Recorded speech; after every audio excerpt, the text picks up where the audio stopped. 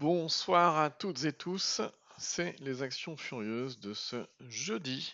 Comme d'habitude, avertissement, hein, bien évidemment, cette vidéo n'est pas du conseil, c'est simplement un but pédagogique et vous êtes responsable de vos propres trades, donc vous prenez vos responsabilités. En aucun cas, je m'amuserai à faire du conseil.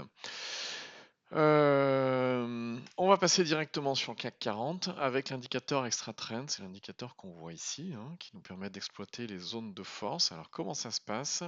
Eh bien toujours pareil, on va passer d'abord en semaine. On a toujours du mal à passer cette ligne de trend qui est ici. On est dans une zone qui n'est pas la zone de force, il faudrait qu'on arrive à la regagner. Pour l'instant c'est un petit peu difficile. Si on revient en journalier, voilà, il y a cette oblique baissière là qu'on a cassée, et puis derrière, ça végète un petit peu. Pas terrible, donc à suivre. Donc ça c'est quelque chose à avoir en tête. On va commencer par quoi? Tiens, DBV Technologies. On avait regardé les derniers jours. Ce qui était intéressant sur DBV Technologies, c'est ça, c'est l'oblique baissière qu'on a en unité semaine. On est venu la taquiner aujourd'hui, donc intéressant, on s'en rapproche petit à petit.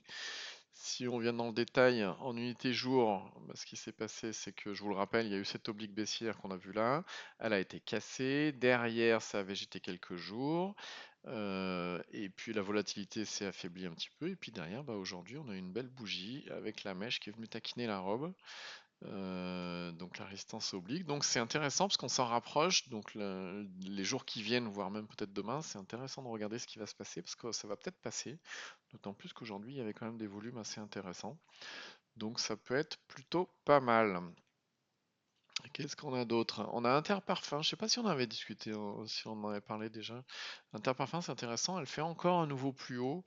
Interparfum, si on affiche sur l'indicateur extra trend la résistance dynamique, voilà ce qu'elle nous donne, hein. On avait donc une cassure ici. Derrière, on a eu un beau mouvement haussier, assez intéressant. Tiens, on va d'ailleurs laisser la résistance dynamique puisqu'on va passer en unité semaine. Et vous voyez ce qui se passe en unité semaine Interparfum. On a un beau début de mouvement haussier. On est vraiment en zone de force, on la surpasse, etc. C'est vraiment intéressant. Et également, ce qui peut être intéressant à regarder, c'est le mensuel qu'on a ici, avec cette belle bougie qui nous fait revenir en zone de force. Donc vraiment très intéressant, Interparfum. On a Diatiron, ça fait plusieurs jours qu'on en reparle, et ben là, cette fois, elle a réussi à passer la résistance oblique. On avait la résistance dynamique qui a été cassée ici, et puis derrière ces trois bougies-là. Et là, aujourd'hui, ça a réussi à passer. Donc très intéressant. Si on regarde les unités supérieures, ce qui est pas mal, c'est qu'en semaine, voilà, on est sur le haut de la zone de force et on va devenir ultra bullish, donc ça c'est intéressant. Euh, et puis en mensuel, voilà, on est pas mal aussi, hein, on est bien, hein. Donc Dieteron, vous voyez, on est patient, parce qu'on a été patient, ça fait je crois 4-5 jours qu'on la regarde. Et là, effectivement, on a eu la cassure et l'exploitation de cette zone de force-là, elle est intéressante.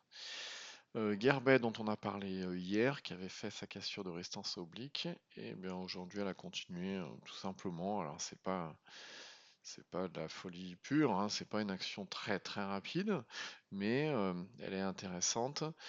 Ce qui est intéressant sur celle-ci, c'est qu'en unité semaine, voilà, on est dans une zone de force. En unité mois, on est également dans une zone de force, mais en début de zone de force, donc ce qui est vraiment intéressant.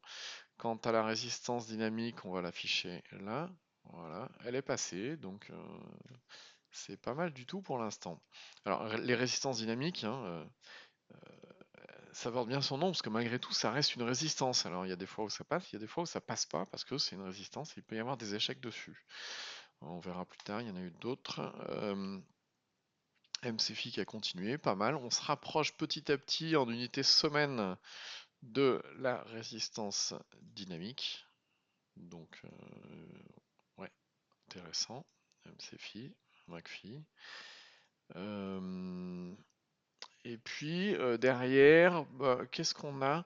Si intéressant à regarder, alors c'est pas un succès, mais c'est intéressant à regarder parce que justement, comme je vous disais tout à l'heure, une résistance, alors que ce soit une résistance dynamique ou une résistance court terme ou encore une résistance oblique comme on a ici, ça reste des résistances, ce qui veut dire qu'on peut très bien les passer et derrière que ce soit un échec ou alors juste mécher dessus, etc. Euh, et ça peut très bien se solder par un échec. Donc c'est intéressant de protéger son capital tout le temps, de mettre un stop. Alors moi c'est ce que je fais, je vous conseillerais pas de le faire, mais de mettre un stop parce que en cas d'invalidation, bah, ça permet de sortir et puis bah, tout simplement de protéger son capital, hein, tout bêtement, hein. Là d'ailleurs, si on regarde sur Extra Trend, si j'affiche la résistance dynamique, elle était là. Si j'affiche la résistance court terme, voilà, on est repassé en dessous. Donc c'était bien une résistance qui portait bien son nom, tout bêtement. Sur ce, je vous souhaite à toutes et tous une bonne soirée et je vous dis à bientôt.